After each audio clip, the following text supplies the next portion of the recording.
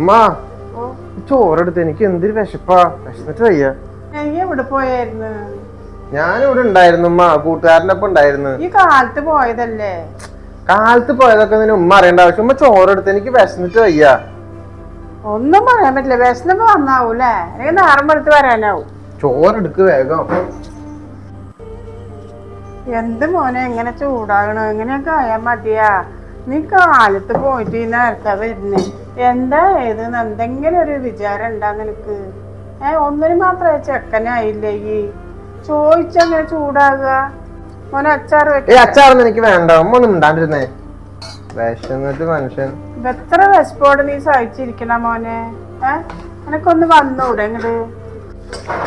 ഇത് എന്ത് ഫുഡാണത്? മര്യാദക്ക് ഒരു ഫുഡ് വെക്കാൻ അറിയില്ല ഉമ്മക്ക്. ഈ കുടുംബത്തില് കൊറേ ആയില്ലേ ഞാൻ നിക്കണത്. ഇത് എന്തത്? ഉപ്പില്ല മുളകുമില്ല ഒന്നുമില്ലല്ലോ.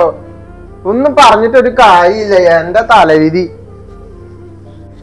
എന്താണ് സൗണ്ട്? കസാലൊക്കെ തട്ടിട്ടുണ്ടല്ലോ.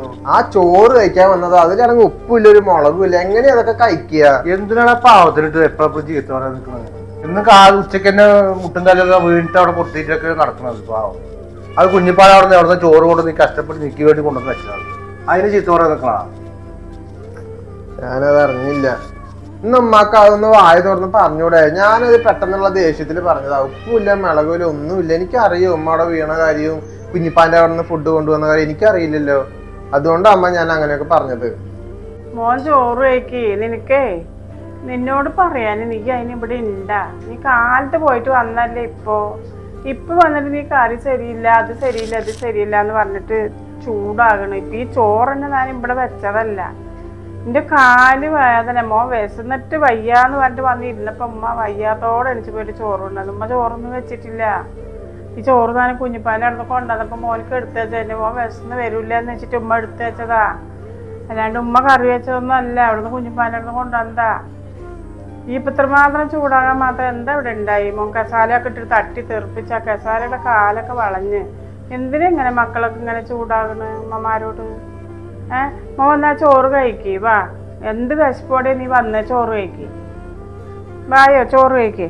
വാ, കൂട്ടാൻ ടേസ്റ്റ് ഒന്നും നോക്കണ്ട, കഴിക്കും. ഉമ്മക്ക് ഇത്തിരി ഇങ്ങനെ സമാധാനം ഉണ്ടെങ്കിൽ എങ്ങനെയെങ്കിലും ഭക്ഷണം വെച്ചിട്ടുണ്ടാവും. ഉമ്മ വയ്യാത്ത കാരണമാണ് ഉമ്മ ഭക്ഷണം വെക്കാത്തത്. എന്തിനാണ് ഈ പാവത്തിന് വെറുതെ ഇത് ചീത്ത പറയാൻ നിൽക്കുന്നത്? അത് കാലത്തോട്ട് വയ്യാണ്ടിരിക്കുന്നല്ലേ? എത്ര പറഞ്ഞാലും മനസ്സിലാവില്ല അല്ലേ? ഇനി ഇങ്ങനെ കുറച്ചൊക്കെ മനസ്സിലാക്കും ഓരോ കാര്യങ്ങളൊക്കെ. ഇവിടുത്തെ കാര്യങ്ങൾ നീ അറിയില്ല, കാലത്ത് വൈകിട്ടല്ലേ വരുന്നത്, അത് കാരണം ഒന്നും അറിയില്ല. ഇന്നിങ്ങനെ അത് മനസ്സിലാക്കിയിട്ട് പെരുമാറും കേട്ടാ. ഉമ്മ ഞാൻ അങ്ങനെ വിചാരിച്ച് പറഞ്ഞതല്ല. അമ്മയുടെ കാലിന് ഇപ്പൊ എങ്ങനെയുണ്ട്? എന്റെ കാല് ഇപ്പൊ ഡോക്ടർക്ക് കൊണ്ടുപോയി, കുറവില്ല, നല്ല വേദനയുണ്ട്. നാളെ നമുക്ക് ഡോക്ടറിന്റെ അടുത്തേക്ക് പോകുമ്പോ വിഷമിക്കണ്ടട്ടാ. ഞാനത് അപ്പത്തെ ഒരു ഇതില് പറഞ്ഞതാ. ഉമ്മ അത് സങ്കടപ്പെടുന്നു വേണ്ട ട്ടാ.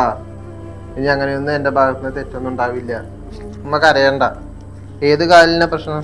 ഈ കാല്. ശരി പോട്ടെ, നമുക്ക് നാളെ ഒന്ന് ഹോസ്പിറ്റലിലേക്ക് പോവാ ട്ടാ. വിഷമിക്കണ്ട.